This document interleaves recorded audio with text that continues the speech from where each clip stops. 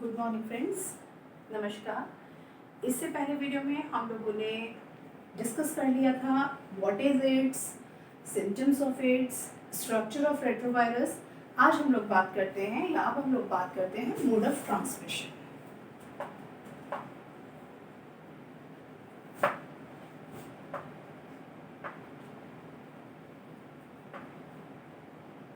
Mode of transmission का मतलब होता है किस तरीके से ट्रांसफर होता है एक रेट्रोवायरस ह्यूमन सेल के अंदर या किसी एनिमल सेल के अंदर। हम लोगों ने अभी पढ़ा स्ट्रक्चर के बारे में, जहाँ पर ये एक प्रोटीन कोड था और इस प्रोटीन कोड के अंदर आरएनए फिलामेंट थे। इस आरएनए फिलामेंट को जोड़ने वाले थे रिवर्स ट्रांसक्रिप्टेज एंजाइम।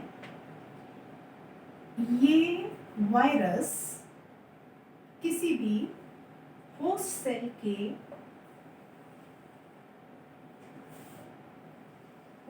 में इंसर्ट हो जाते हैं, पहुंच जाते हैं।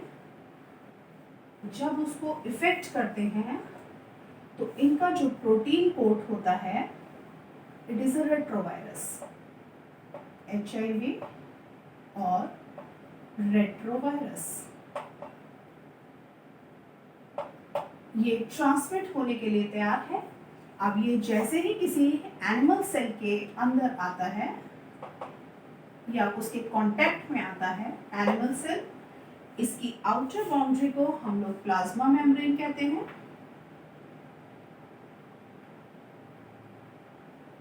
प्लाज्मा मेम्ब्रेन अब जैसे ही ये इसके कांटेक्ट में आता है ये अपने प्रोटीन कोड को अलग कर देता है और जो इसका आरएनए पार्ट होता है, जेनेटिक मटेरियल होता है, उसको सेल के अंदर इंक्यूबेट कर देता है और यहाँ आ जाता है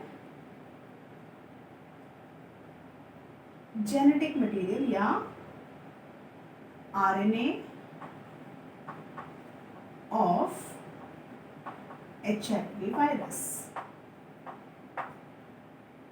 इस आरएनए के साथ में अटैच है रिवर्स ट्रांसक्रिप्टेज एंजाइम। जैसे ही ये एनिमल सेल के अंदर आता है, एनिमल सेल की आउटर बाउंड्री प्लाज्मा मेम्ब्रेन कहलाती है। इसके अंदर टोटल साइटोप्लाज्म है और साइटोप्लाज्म के साथ साथ एक वेल डिफाइंड न्यूक्लियस प्रेजेंट होता है। इस न्यूक्लियस के अंदर chromatin material that is DNA, chromatin material या क्रोमैटिन नेटवर्क प्रेजेंट होता है, न्यूक्लियोलस प्रेजेंट होता है एंड न्यूक्लियोप्लास्ट प्रेजेंट होता है। This is nucleus. Nucleus of host cell, ये होस्ट सेल का न्यूक्लियस है। अब ये जो आरएनए था, ये क्योंकि इस पर रिवर्स ट्रांसक्रिप्टेज एंजाइम था तो ये रिवर्स ट्रांसक्रिप्शन के थ्रू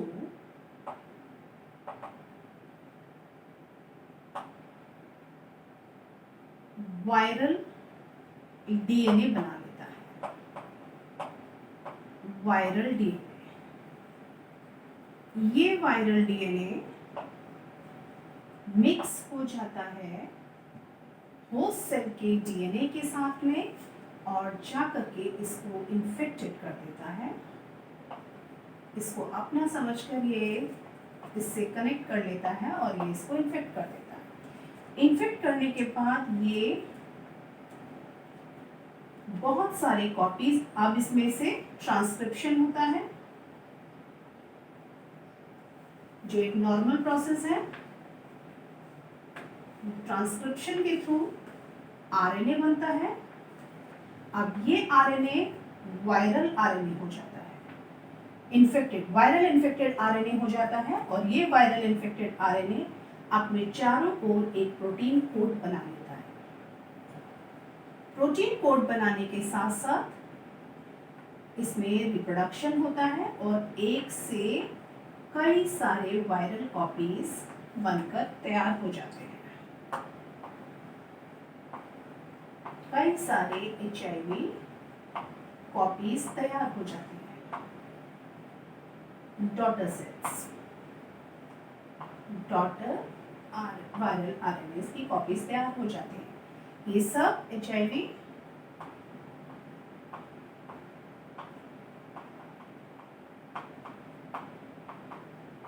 कॉपीज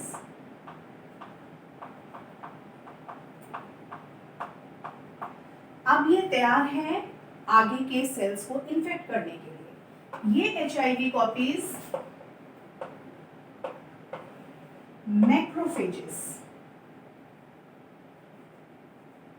मैक्रोफेजेस को इन्फेक्ट करती हैं, जो हमारे टी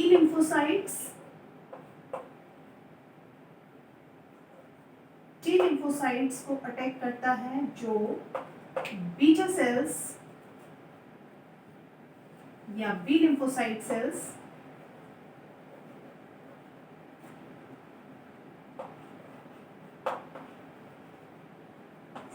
से एंटीबॉडीज को नहीं बनने देता।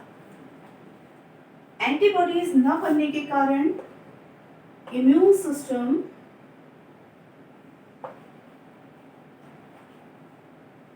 डेफिशिएंट हो जाता है,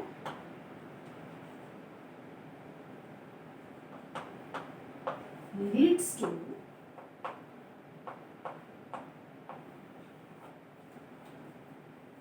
क्या हुआ मोड ऑफ ट्रांसमिशन में? जो HIV वायरस था, जो रेट्रोवायरस था, ये किसी भी एनिमल सेल के कांटेक्ट में आता है। एनिमल सेल के कांटेक्ट में आने पर ये अपने प्रोटीन कोड को बाहर छोड़ देता है और अपना जो जेनेटिक मटेरियल होता है उसको ट्रांसफर कर देता है एनिमल या होस्ट सेल के अंदर।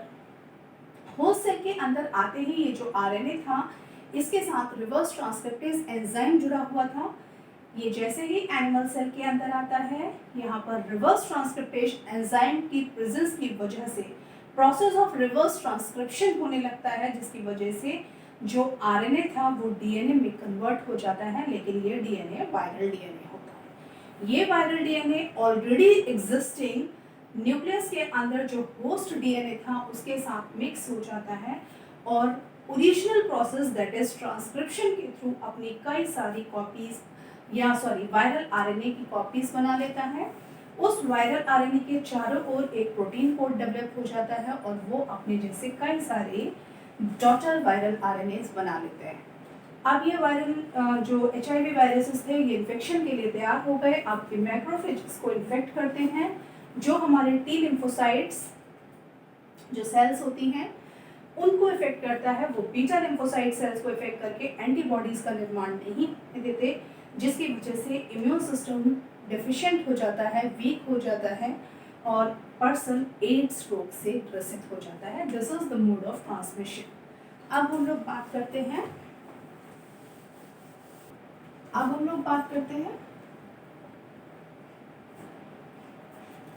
इन्फेक्शन के कारणों के बारे में। ये इन्फेक्शन कैसे हो सकता है? सबसे पहली चीज हम लोग ऑलरेडी डिस्कस कर चुके हैं कि it's a sexually transmitted disease, mostly not always, mostly it is a sexually transmitted disease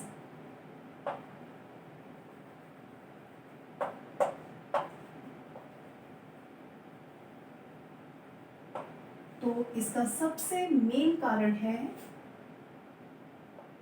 relationship, या कह सकते हैं सेक्सुअल रिलेशनशिप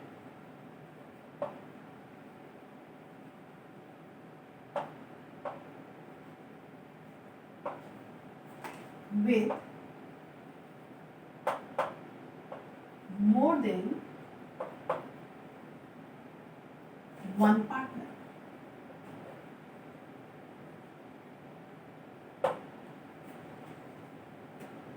एक से ज्यादा पार्टनर्स के साथ सेक्सुअल रिलेशनशिप्स का होना। नंबर 2, इन्फेक्टेड सिरिंज जो सुई सिरिंज जो होती है उसका प्रयोग एक ही बार करना चाहिए, उसको एक से ज़्यादा पर्सन पर बिना स्टरलाइज करे हुए यूज़ नहीं करना चाहिए। इसीलिए आजकल डिस्पोजेबल सिरिंजेस का ट्रेंड है। इसके बाद नेक्स्ट है ऑर्गन ट्रांसप्लांटेशन।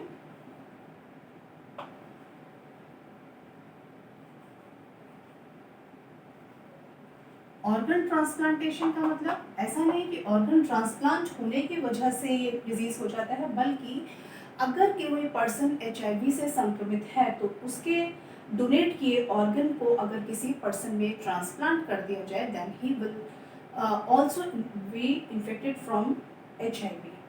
तो ऑर्गन ट्रांसप्लांटेशन से पहले दाता और लेने वाले दोनों का ही ब्लड टेस्ट होना ज़रूरी होता है।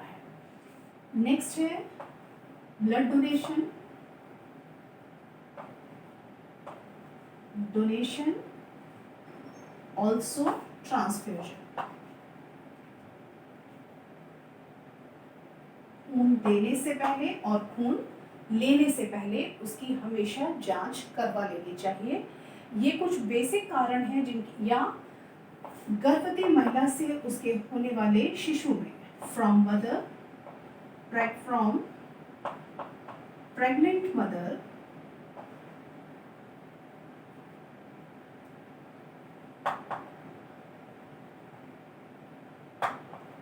to her child। माँ से, प्रेग्नेंट माता से उसके होने वाले शिशु में सिरिंजेस के माध्यम से, ऑर्गन ट्रांसप्लांटेशन के माध्यम से, ब्लड डोनेशन या ब्लड ट्रांसफ्यूजन के माध्यम से, कई बारी ड्रग अब्यूजेस की वजह से,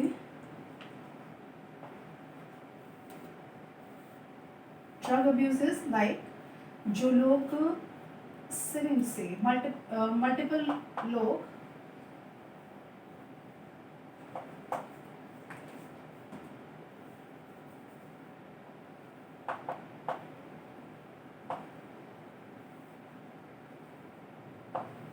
using single syringe।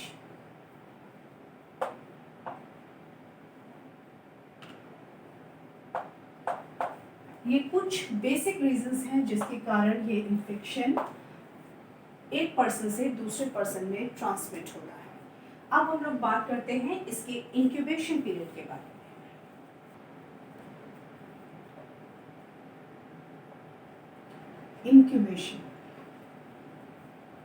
Incubation period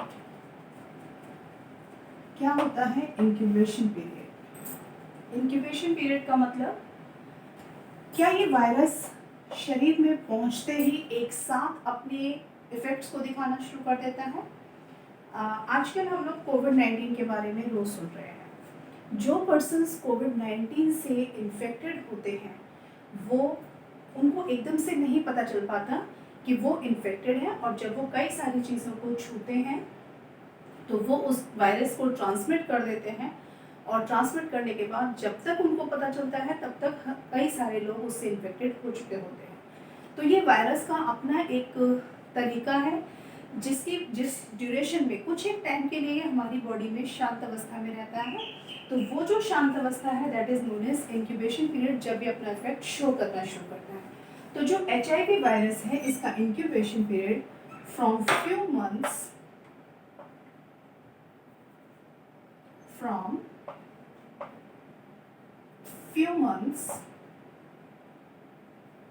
to 5 to 10 years। कुछ महीनों से लेकर के 5 से 10 सालों तक इसका इंक्यूबेशन पीरियड माना गया है। कैसे?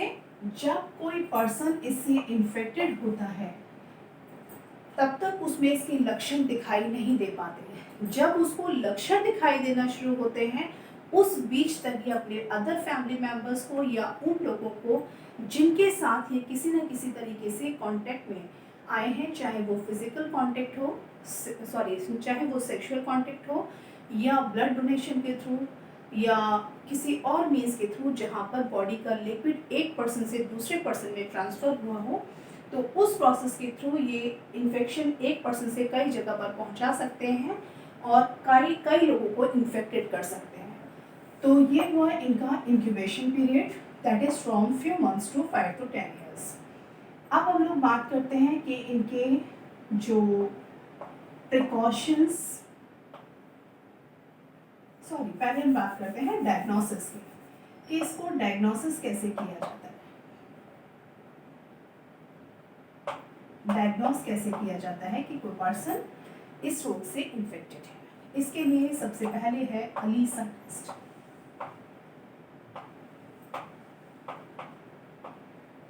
दैट इज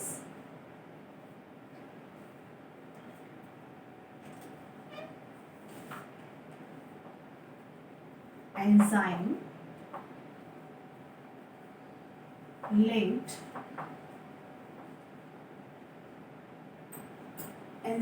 linked immune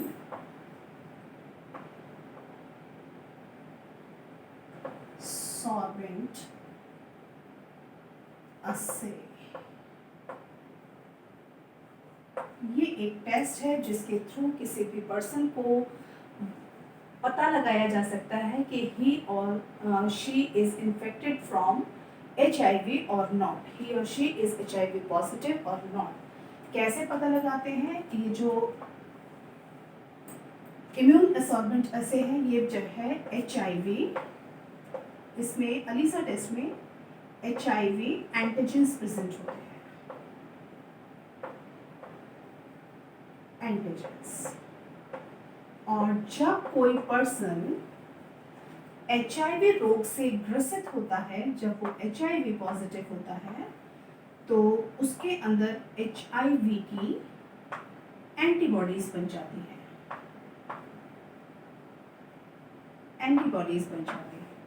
और जब ये अलीसा टेस्ट किया जाता है तो HIV एंटीजन और HIV एंटीबॉडीज आपस में एक दूसरे के साथ कोरिलेट कर जाते हैं, जुड़ जाते हैं,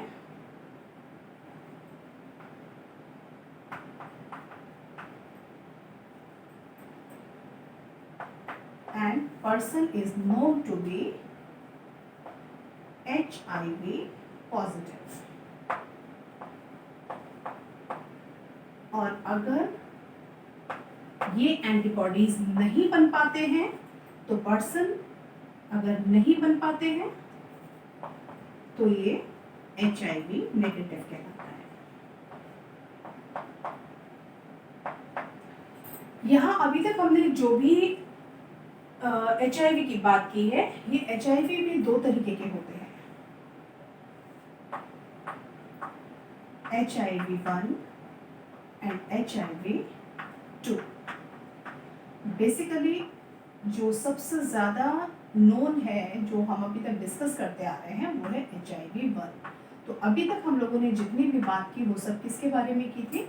HIV-1 के बारे में। तो इसको एंजाइम लिंक्ड इम्यूनोसॉर्बेंट असे के माध्यम से हम पता लगा सकते हैं कि कोई पर्सन HIV पॉजिटिव है या वो नहीं है, HIV नेगेटिव है। अब इस अलीसा टेस्ट से जो रिजल्ट आए थे पॉजिटिव, उनको कंफर्मेशन देने के लिए दूसरा टेस्ट किया जाता है, that is known as western blot test.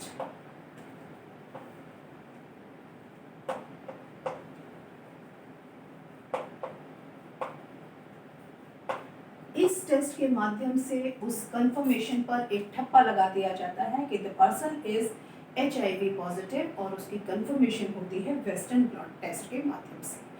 अब हम लोग बात करते हैं उन प्रिकॉशंस की जिनको लेकर के तो अब हम लोग बात करते हैं उन क्योर एंड प्रिवेंशंस की जिन प्रिवेंशंस को अपनाकर इस रोग से ग्रसित होने से बचा जा सके। एक कहावत होती है, prevention is better than cure.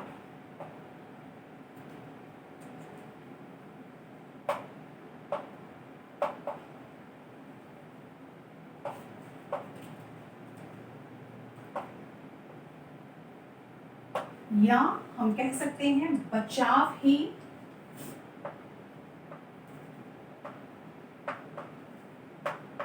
बचाव ही उपाय है।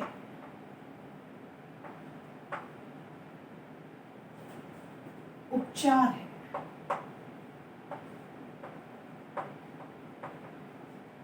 बचाव ही उपचार है। Prevention is better than cure. क्यों कहा गया? क्योंकि एड्स ऐसा डिजीज है जिसके लिए अभी तक कोई भी वैक्सीन का निर्माण नहीं हुआ है। अगर वैक्सीन नहीं है तो इसको होने से नहीं रोका जा सकता, और अगर हो गया तो एड एक डेथ वारंट है, डेथ निश्चित है। इसलिए इसको होने से इसको रोकने से लिए इसके बचाव का करना जरूरी है। तो वो बचाव क्या क्या हो सकते हैं, जिसमें सबसे पहली चीज है use of disposable syringes.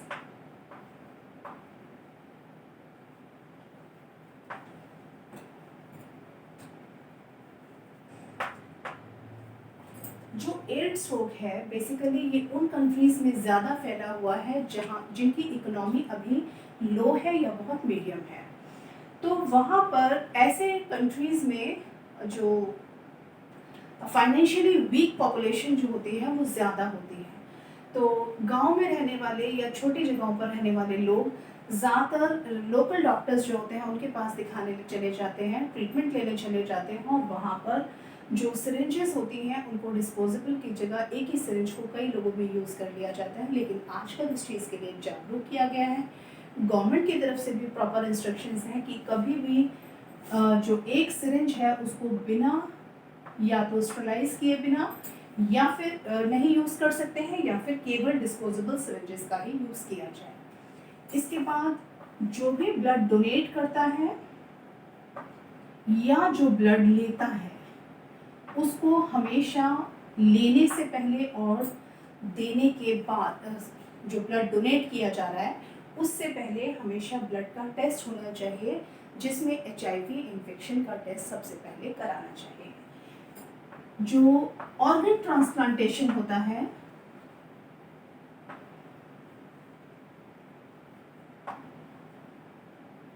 Organ transplant जो होते हैं उनमें भी पहले टेस्ट हो जाना चाहिए, जिससे कि पर्सन HIV पॉजिटिव तो नहीं है इसके बारे में पता लगाया जा सके। वे माताएं जो HIV पॉजिटिव हैं, HIV पॉजिटिव माताओं को शिशु उत्पन्न करने से बचना चाहिए।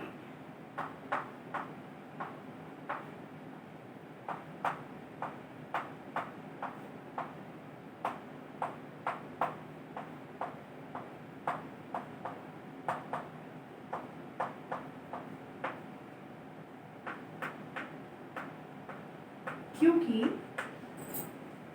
एक खास अमाउंट उन बच्चों का है जिनको HIV अपनी माता से ही प्राप्त हुआ है। तो ऐसे केसेस में उन माताओं को जिनको ये पता चल जाए कि वो HIV पॉजिटिव हैं, उनको आगे अपनी संततियां उत्पन्न नहीं करनी चाहिए, अपनी प्रोजेनीज नहीं करनी चाहिए। Next,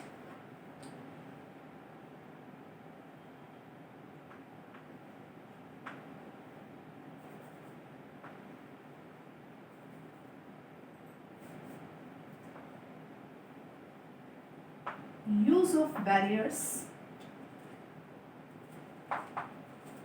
while sexual intercourse।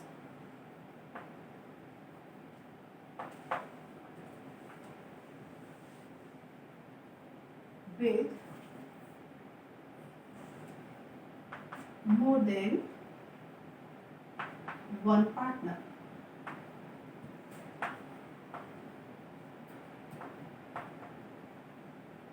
अगर किसी व्यक्ति के एक से ज़्यादा सेक्सुअल पार्टनर्स हैं तो उनको बैरियर्स का यूज़ करना चाहिए, जिसकी वजह से ये डिजीज़ एक पर्सन से, इन्फेक्टेड पर्सन से दूसरे पर्सन में ट्रांसमिट ना हो।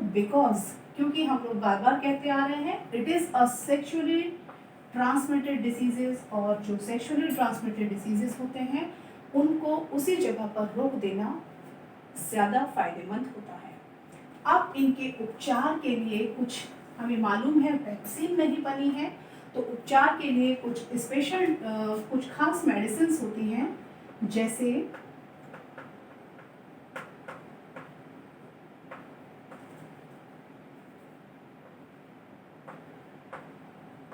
रेमडेसिविर, एजेटी,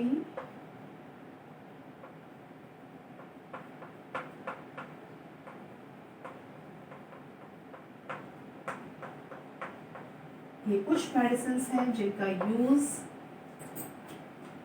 एड्स से पीड़ित पेशेंट्स को देने के लिए किया जा सकता है। इससे उनको एड्स रोग से बचाया तो नहीं जा सकता, लेकिन उनकी एज को थोड़ा सा एनहांस किया जा सकता है, कुछ साल और जीवित रखा जा सकता है। अब लास्ट टॉपिक है, यहाँ कुछ माइथ्स हैं एड्स से रिलेटेड कि एड्स फैलता कैसे है। बेसिकली जो माइथ्स हैं वो ये हैं कि उन भ्रांतियों से बचना है, जैसे एड्स किसी को छूने से नहीं फैलता,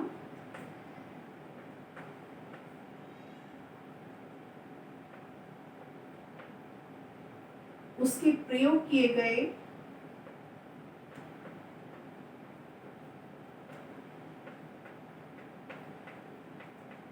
सामान से नहीं फैलता,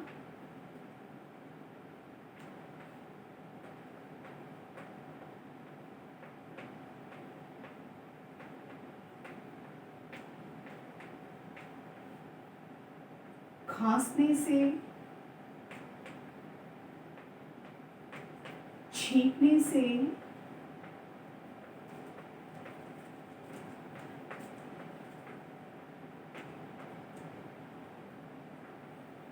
कॉमन टॉयलेट्स यूज करने से,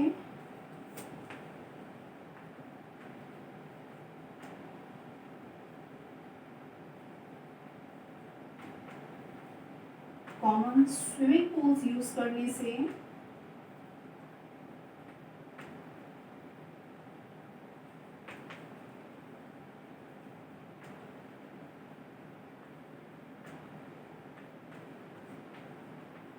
ये कुछ हैं चीज़ें जिनसे एड्स नहीं फैलता।